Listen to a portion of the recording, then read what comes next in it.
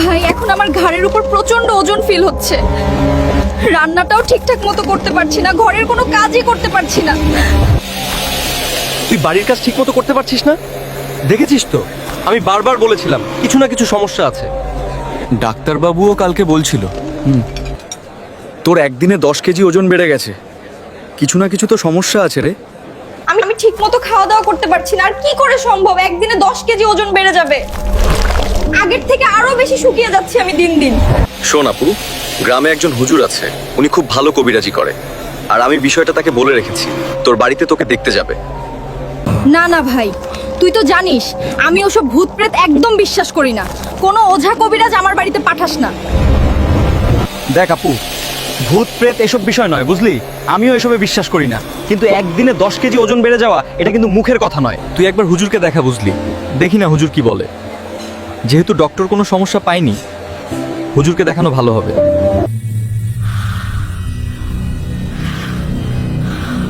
Hello Rupon ভাই, আমি তোমার দেওয়া ঠিকানায় চলে এসেছি। আর আমি বাইরে দাঁড়িয়ে আছি। আমি বাইরে দাঁড়িয়ে বুঝতে পারছি যে কোনো শয়তান, জিন বা পরী এ বাড়িতে ভর করে আছে। দেখুন, এসব বিষয়ে আমার কোনো নলেজ নেই। আপনি একটু আপুকে ভালো করে চেক করুন, দেখুন ও কেমন আছে, আর ভূতটাকে কিভাবে তাড়ানো যায় সে ব্যবস্থা করুন। কিন্তু ভাই, আমি তো অনেকক্ষণ থেকে দরজাতে নক করছি, কলিং বেল বাজালাম, কিন্তু কেউ তো বাইরে এলো না, দরজাও খুললো না। কেউ কি বাড়িতে আছে আদৌ? আপুর সাথে তো আমার এখনই কথা হলো। ও দরজা খুলছে না কেন? ও তো বাড়িতেই আছে।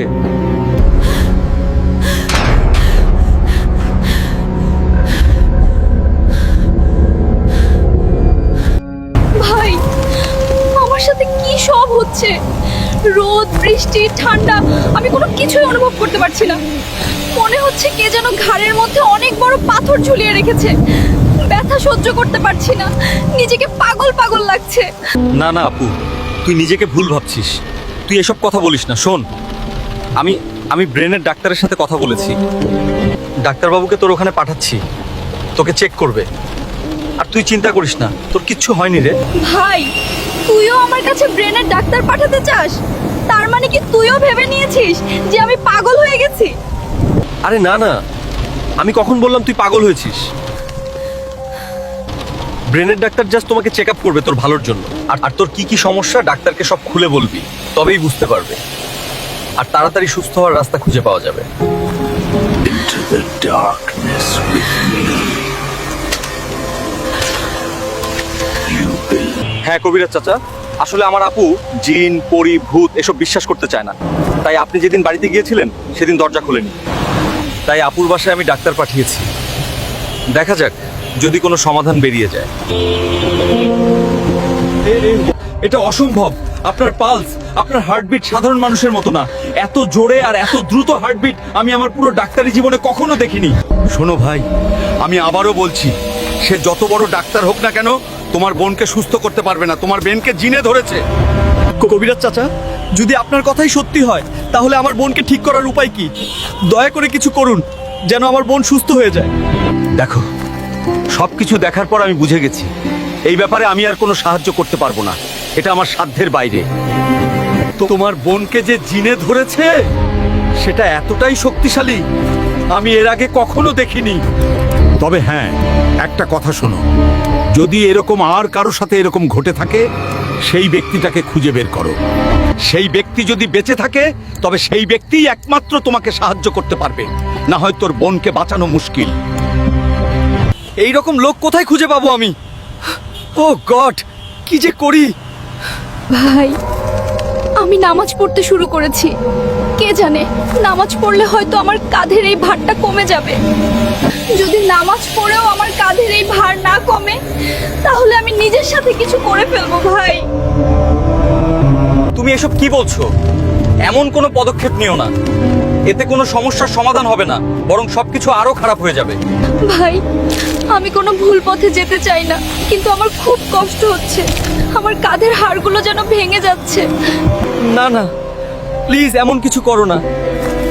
একটু ধৈর্য ধরো। আমি একজন বাবাকে খুঁজতে গেছি, যিনি সব শয়তানি শক্তিকে তাড়িয়ে দেন। তাকে একবার পাওয়া গেলেই সব ঠিক হয়ে যাবে।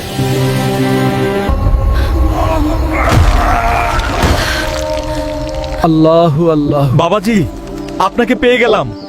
আমি আপনাকে পুরো জঙ্গলে খুঁজে বেড়াচ্ছি। আপনার একটা সাহায্য দরকার। বিসমিল্লাহির রহমানির রহিম।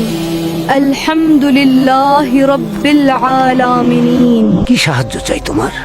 আমার বোন তার কাঁধের ওপর খুব বেশি ভার অনুভব করে এবং তার ওজনও দিন দিন বাড়ছে। مما ودرعاك ربك وما قلاه بسم الله الرحمن الرحيم الحمد لله رب العالمين যে শয়তানটা মেয়েদের কাঁধে বসে থাকে তার নাম হলো জুজ হ্যাঁ জুজ। এই কারণেই আমার বোনের কাঁধ ভারী লাগে, কারণ তার ওপর কোনো শয়তান বসে আছে। আর এর কোনো সমাধান নেই, শুধু তোমার বোনের মৃত্যু ছাড়া। রূপন সাহেব, আপনার স্ত্রীর ওজন মাত্র একদিনে আরো 10 কেজি বেড়ে গেছে। এই জন্য আমাদের এমআরআই টেস্ট করতে হবে। এমআরআই টেস্ট করলেই বোঝা যাবে কেন ওনার কাঁধে এত বেশি ওজন অনুভূত হচ্ছে। ডাক্তার সাহেব, আরো 10 কেজি ওজন বেড়ে গেছে। 2 দিনে মোট 20 কেজি বেড়ে গেছে। এটা কি হচ্ছে? আমি জীবনে কখনো কারো ওজন এত দ্রুত বাড়তে দেখিনি। এমআরআই টেস্টের পরেই বোঝা যাবে কেন এসব হচ্ছে। ভাই, এরকম কিছু আগে কখনো বোনের সাথে হয়নি। বিয়ের আগে ওর ওপর কোনো জিন ভূত বা ছায়াটা কিছুই ছিল না। ঠিক আছে, এখন টেস্ট শুরু করছি। কিন্তু এখন ওর সাথে খুব অদ্ভুত সব ঘটনা ঘটছে। 2 দিনে ওর 20 কেজি ওজন বেড়ে গেছে আর সে খুব অদ্ভুত আচরণ করছে। তাই আমি আপনাকে এখানে ডেকে এই কথাগুলো বলছি। এই টেবিলটা ভেতরে ঢুকছে না কেন? কোনো বাধা তো চোখে পড়ছে না। ডাক্তার ওর কিছু টেস্ট করেছে, সেগুলো থেকে কিছু বোঝা গেলে আমি আপনাদের জানাবো। রূপন সাহেব, আমি বুঝতে পারছি না কেন এই টেবিলটা স্ক্যানারের ভেতরে ঢুকছে না। কোনো বাধাও দেখা যাচ্ছে না, তবুও এটা এগোচ্ছে না। ডাক্তার সাহেব, এর কোনো একটা সমাধান বলুন। আপনি তো এত সিনিয়র, কিছু তো বুঝতে পারবেন। রূপন সাহেব, আমাদের এমআরআই মেশিন একদম ঠিক আছে। কিন্তু বুঝতে পারছি না কেন আপনার বোনের বেলায় এটা ঠিকভাবে কাজ করছে না। আমি আরেকটা টেস্ট করি, তারপর দেখি আসল সমস্যা কি। ঠিক আছে ডাক্তার সাহেব, আপনি সব টেস্ট করুন আর আমাকে জানান। ভাই, আমি টাক হয়ে যাচ্ছি। আমার চুল নিজে নিজে ঝরে পড়ছে। আমি বুঝতে পারছি না আমার সাথে আসলে কি হচ্ছে। আগে তোমার 2 দিনের মধ্যে 20 কেজি ওজন বেড়ে গেল, আর এখন তোমার সব চুল পড়ে যাচ্ছে। আসলে কি চলছে এসব? এখন আমার এমন লাগছে যেন আমার কাঁধের ওপর কেউ বসে আছে। আমি সেই ভারটা এখন স্পষ্ট অনুভব করতে পারছি। না, ডাক্তাররা তোমার সমস্যাটা বুঝতে পারছে না। কোনো বাবা বা আমিল যার কাছেই নিয়ে যাই, সবাই আজব আজব কথা বলে। এখন আমি কি করব? কিছু একটা করো। এই আজব থেকে আমাকে মুক্তি দাও ভাইয়া। কোনো না কোনো সমাধান তো বের করো। তুমি তো সব সমস্যার সমাধান খুঁজে বের করতে পারো। আচ্ছা, তুমি চিন্তা করো না, আমরা এই সমস্যার সমাধান বের করবই।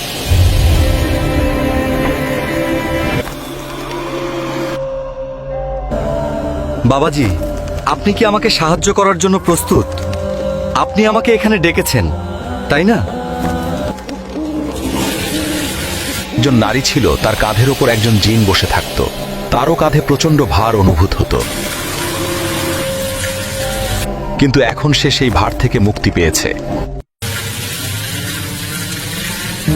ওই নারী তোমাকে সাহায্য করতে পারবে এবং এই সমস্যার সমাধান বলতে পারবে। ঠিক আছে বাবাজি, আমি সেই নারীর কাছে যাব। হয়তো সে আমাদের সাহায্য করতে পারবে।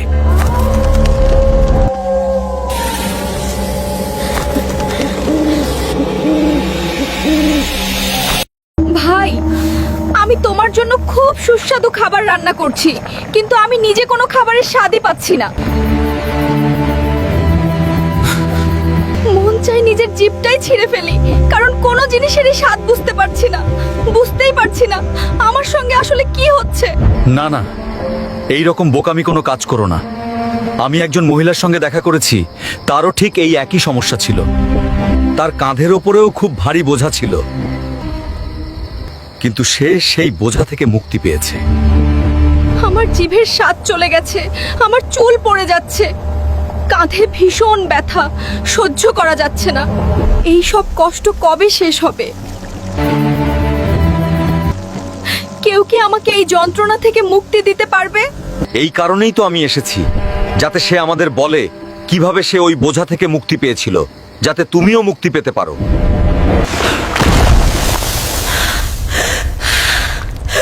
আমার বোনের অবস্থা দিন দিন খুব খারাপ হয়ে যাচ্ছে। কয়েকদিনের মধ্যেই সে মারা যাবে যদি তার কাঁধ থেকে এই বোঝা না নামানো যায়। বলুন, আপনি কিভাবে মুক্তি পেয়েছিলেন? এটা কাঁধের বোঝা নয়, ও, এটা শয়তানের ওজন। আগে এই শয়তান আমার কাঁধের ওপর বসেছিল, এখন সে আমার কাঁধ ছেড়ে তোমার বোনের কাঁধে গিয়ে বসেছে। না না, আমি এসব কথাই বিশ্বাস করি না। আপনি আসল কারণটা বলুন। এগুলো কি? এগুলো তো মন গড়া কথা। ভাই, আজ অনেক দিন পর কোনো কিছু খেয়ে সত্যিই ভালো লাগছে, কিন্তু আমি যদি তোমাকে বলি আমি কি খাচ্ছি, তুমি রাগ করে যাবে। না না না, আমি রাগ করব কেন? এটা তো খুশির কথা, তুমি কিছু খেতে পারছো। এতদিন ধরে তো তুমি কিছুই খাচ্ছিলে না। ভাই, এই জিনিসটার স্বাদ অসম্ভব ভালো, তুমিও একবার ট্রাই করো। আমি যদি বলি, তুমি নিশ্চিত রাগ করবে না তো? না না, আমি বকবো না, রাগও করব না। বলো, এমন কি যে বলতে গিয়ে এত ভয় পাচ্ছ? আমি ইঁদুর খাচ্ছি ভাইয়া, জানি না কেন আমার মনটাই ওগুলো খেতে চাইছে। কি? এটা কিভাবে সম্ভব? তুমি মিথ্যে বলছো। ও, আমার সাথে মজা করছো তাই না? সত্যিটা বলো। আমি মজা করছি না, আমার মনটাই ওগুলো খেতে চাইছে। আমি তোমাকেও খাওয়াবো, তোমারও খুব ভালো লাগবে। এটার কি হলো? ও কিভাবে এটা খেতে পারে? তোমার বোন কি ইঁদুর খাচ্ছে? ইঁদুর খেয়ে তো শান্তি পাচ্ছ, তাই না? এবার মানুষের মাংস খাও। তুমি কিভাবে জানলে আমার বোন ইঁদুর খাচ্ছে? কারণ তোমার বউয়ের কাঁধে যে শয়তান বসে আছে, এক সময় সে আমার কাঁধেও বসেছিল। মানুষের মাংস খাও, সব কষ্ট শেষ হয়ে যাবে, তোমার কাঁধের বোঝাও নেমে যাবে। কারণ ওই শয়তানের ইঁদুর খেতে খুব পছন্দ, আমি নিজেও খেয়েছি, তাই আমি জানি। তুমি ঠিক হয়ে যাবে।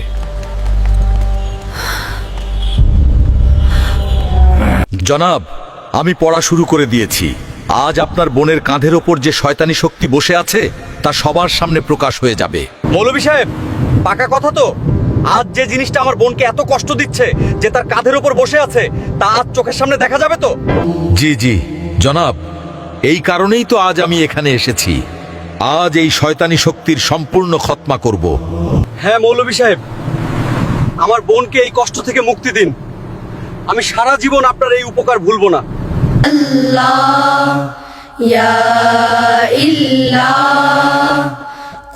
রূপন সাহেব, আপনার বোন 3 জন মানুষকে হত্যা করেছে। আমাকে এখনই বলুন, এই মুহূর্তে সে কোথায়? ইন্সপেক্টর সাহেব, আপনি এসব কি বলছেন? আমার বোন, সে কিভাবে কাউকে মারতে পারে? আপনার কোনো ভুল হয়েছে নিশ্চয়ই। আমরা পুরো প্রমাণ সহ বলছি, এই 3 জনকে আপনার বোন হত্যা করেছে। আমাদের কাছে সিসিটিভি ফুটেজ রয়েছে। আল্লাহর নাম নিয়ে পড়তে থাকো সবাই। না না, সে অন্য কেউ হবে। আমার বোনের সঙ্গে তার চেহারা মিলতে পারে। আপনারা আরেকবার ভালো করে যাচাই করুন।